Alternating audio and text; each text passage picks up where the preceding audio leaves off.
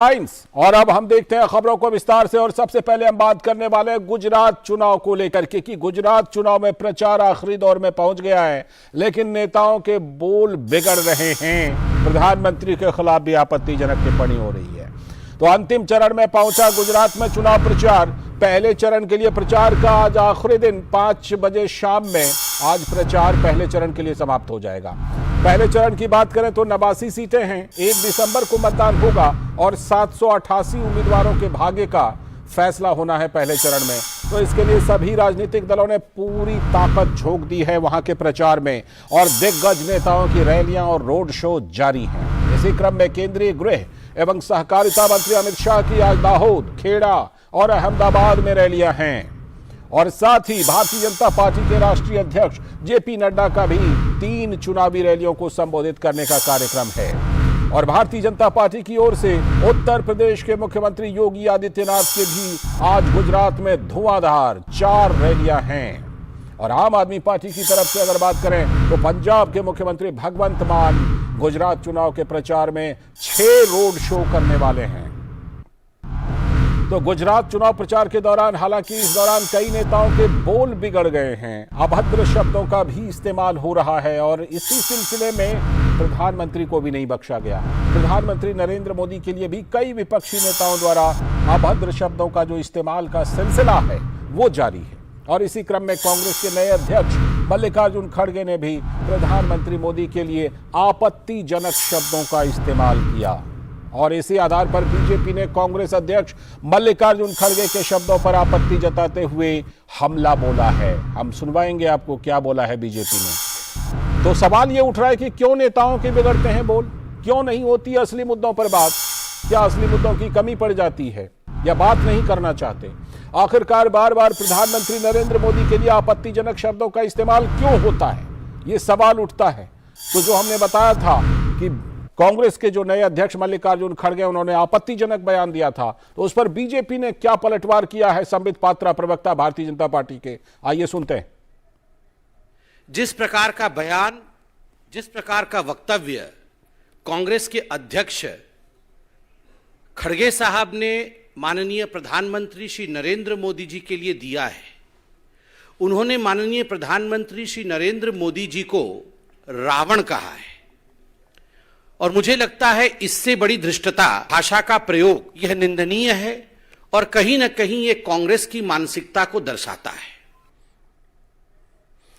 तो यह भारतीय जनता पार्टी ने हमला बोला कांग्रेस पर। आपने देखा कि पार्टी प्रवक्ता संबित पात्रा ने किस तरह से मल्लिकार्जुन खड़गे के बयान पर आपत्ति दर्ज कराई और ये बात बिल्कुल चिंताजनक है कि किस तरह से बोल बिगड़ते हैं और उसमें फिर आपत्तिजनक शब्दों का बयान दिया जाता है। और ऐसा हमने पहले भी कई बार देखा है। तो गुजरात चुनाव प्रचार में ये सब कुछ हो रहा है। धीरज कुमार हमारे संवाददाता गुजरात में जो डटे हुए हैं इस समय हमारे साथ जुड़ चुके हैं वहां के प्रचार का रंग दिखाने के लिए। कुछ रंग तो हमने भी आपको दिखाए, कुछ धीरज भी दिखाएंगे। धीरज, सबसे पहले बात आज के बिल्कुल हाई वोल्टेज प्रचार की करते हैं। केंद्रीय मंत्री अमित शाह, जेपी नड्डा, योगी आदित्यनाथ, भगवंत मान, तमाम बड़े नेता प्रचार कर रहे हैं। आज आखिरी दिन प्रचार का है। कांग्रेस की तरफ से कौन कौन बड़े नेता प्रचार कर रहे हैं धीरज?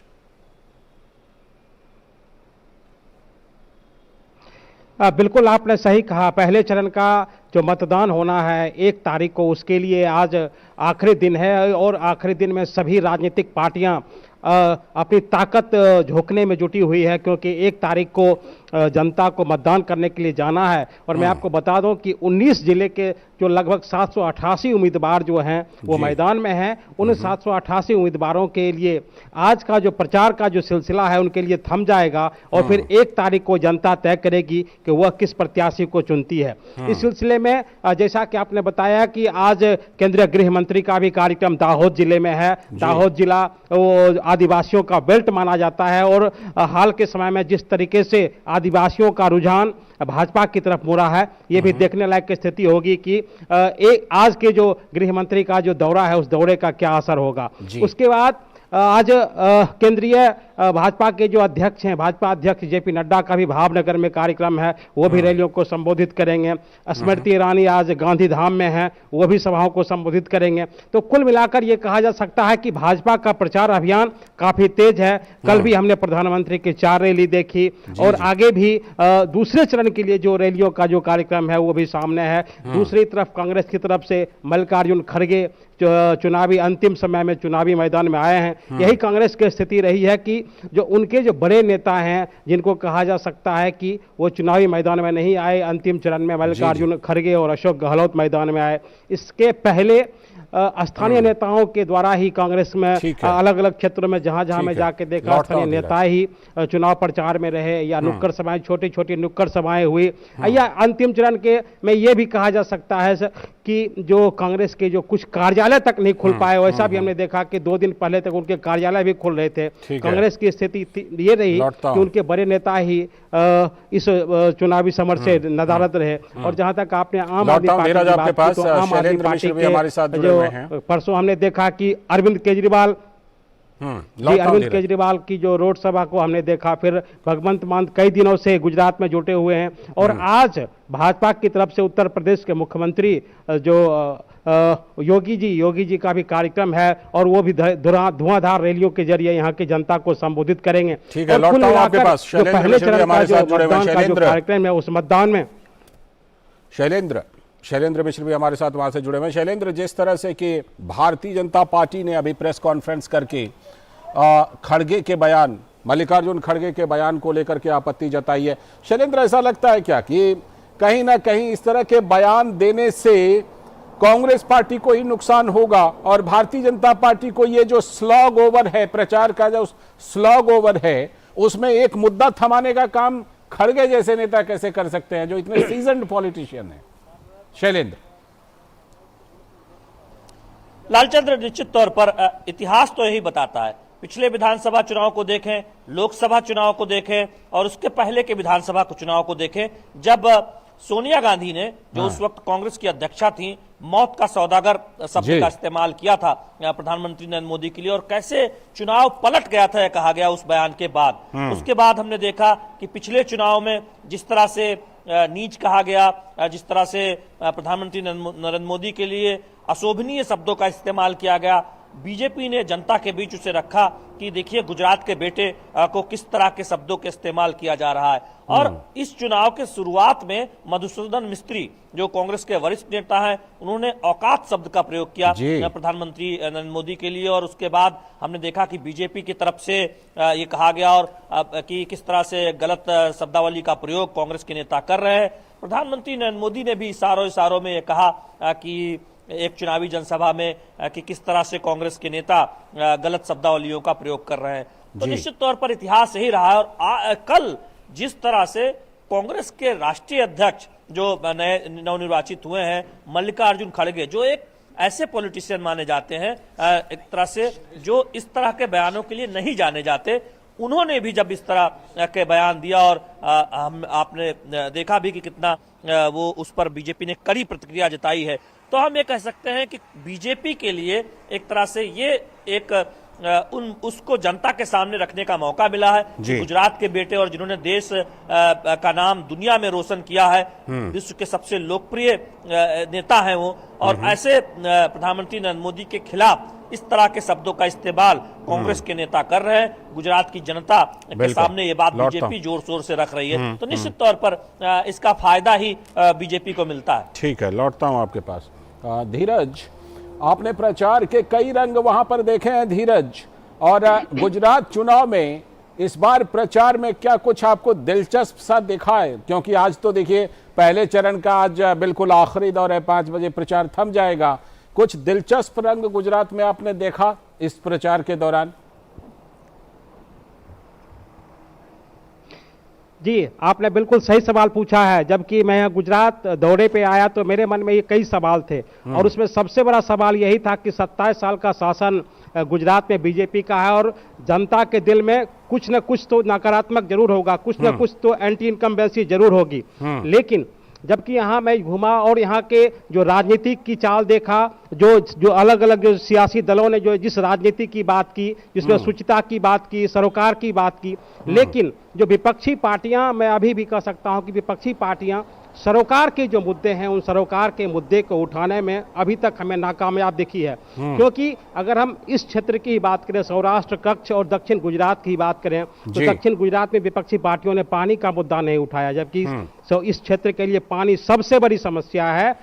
कल भी प्रधानमंत्री ने अपनी सभा में कहा था कि यही सौराष्ट्र का इलाका है जहां पानी के लिए आंखों में पानी आ जाते थे, और आज ये स्थिति है कि आंखों के आगे पानी है। लेकिन विपक्षी पार्टियों ने पानी का मुद्दा नहीं उठाया। दूसरी तरफ यहाँ के विकास का, जिस शांतिपूर्ण विकास की बात कर रहे हैं और गुजरात के वैभव की बात प्रधानमंत्री कर रहे हैं, उस वैभव की बात विपक्षी पार्टियां नहीं कर रही है। प्रधानमंत्री ने कल सौराष्ट्र के बारे में कहा कि अगर जामनगर, राजकोट और अगर मोरबी को जोड़ दिया जाए तो इन तीनों इलाकों को आप जापान के टोरंटो से इसकी तुलना कर सकते हैं, जितना ये विकसित ये क्षेत्र हुआ है। और ये यही जामनगर और राजकोट का इलाका है जहां पहले साइकिल नहीं बनती थी और आज बिल्कुल हवाई जहाज बन रहे हैं। तीसरी बात उन्होंने जो इस इलाके के लिए कहा कि देखिए गुजरात का विकास कैसे हुआ है, हमने पोर्ट बनाए, पोर्ट तक एयरपोर्ट को एयरपोर्ट से जोड़ा और एयरपोर्ट को मुख्य मार्ग से, सड़क के मार्ग से जोड़ा। तो हम ऐसा गुजरात चाहते हैं जहां आम लोगों के लिए सड़क मार्ग की सुविधाएं भी हो, व्यापारियों के लिए मुख्य मार्ग की सुविधाएं हो, बिजनेसमैन के लिए हवाई जहाज की व्यवस्था हो, और मछुआरों के लिए भी जो पोर्ट और बाकी सुविधाएं विकसित हो। तो वो ऐसे गुजरात की वो बात करते हैं। लेकिन विपक्षी पार्टियां 1000 रुपये की बात करती है, लोक लुभावन वादे की बात करती है, जनता के सवाल से मुकरती दिख रही है। जनता के जो सरोकार हैं, आप मुझे बताएं कि आप 1000 रुपये देने की बात कर रहे हैं।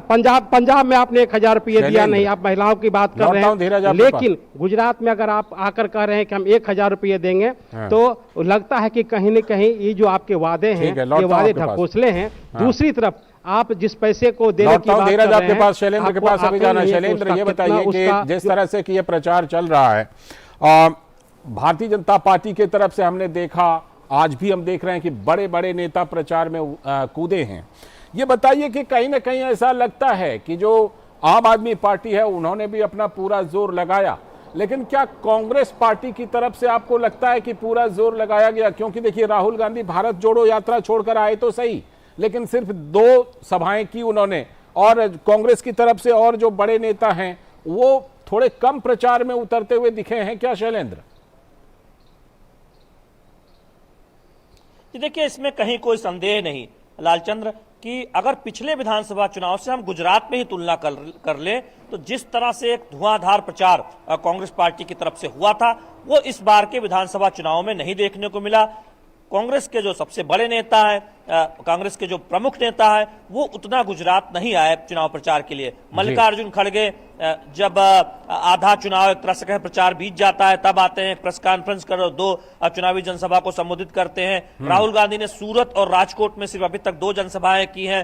कांग्रेस के बाकी बड़े नेताओं की सभाएं जरूर हुई हैं, लेकिन धुआंधार प्रचार नहीं हुआ। अशोक गहलोत आए हैं, कांग्रेस के और नेता आए हैं, लेकिन जो एक तरह से बीजेपी जिस तरह से धुआंधार प्रचार कर रही है, उसके मुकाबले कांग्रेस का चुनाव प्रचार फीका है। और कांग्रेस के कई नेता राज्य के ये मानते हैं कि अगर राष्ट्रीय नेताओं के ज्यादा दौरे लगते, ज्यादा वो जमीन पर प्रचार करते गुजरात में, तो शायद स्थितियां कुछ बेहतर होती उम्मीदवारों के लिए। ये एक सकारात्मक बात होती। हालांकि वो खुलकर इस बात को नहीं कर रहे। तो चुनाव प्रचार अगर देखने के लिहाज से कहें तो निश्चित तौर पर कांग्रेस का काफी फीका चुनाव प्रचार दिख रहा है। हालांकि कांग्रेस के जो रणनीतिकार है वो ये कहते हैं कि दरअसल इस बार थोड़ी रणनीति बदली गई है और ज्यादा जोर इस बात पर है कि जनता से संपर्क किया जाए, बजाय बड़ी बड़ी रैलियों के और बड़ी बड़ी एक तरह से चुनाव प्रचार अभियान के। तो अब देखना होगा कि इसका कितना असर, कांग्रेस की रणनीति का कितना असर उम्मीदवारों के भविष्य पर पड़ता है, उसका फायदा मिलता है या नुकसान होता है। मुख्य विपक्षी पार्टी है, पिछली बार अच्छा प्रदर्शन कांग्रेस का रहा था, भारतीय जनता पार्टी को अच्छी टक्कर उन्होंने दी थी, और पिछली बार हार्दिक पटेल या फिर अल्पेश ठाकोर इन जैसे युवा नेता भी उनके पास थे और उन्होंने काफी जोर भी लगाया था। लेकिन इस बार वो कहीं ना कहीं कमी दिख रही है, इसीलिए हमने ये सवाल पूछा। फिलहाल चलिए, बहुत बहुत शुक्रिया आप दोनों का। धीरज, आपका भी शुक्रिया, और शैलेंद्र, आपका भी शुक्रिया। लेकिन गुजरात चुनाव से जुड़ी खबरें और उससे जुड़ी जानकारी तो आप लोगों से लगातार लेते ही रहेंगे। फिलहाल के लिए शुक्रिया आप दोनों का। तो हमारे दो संवाददाता जुड़े हुए थे और दोनों ने गुजरात चुनाव प्रचार में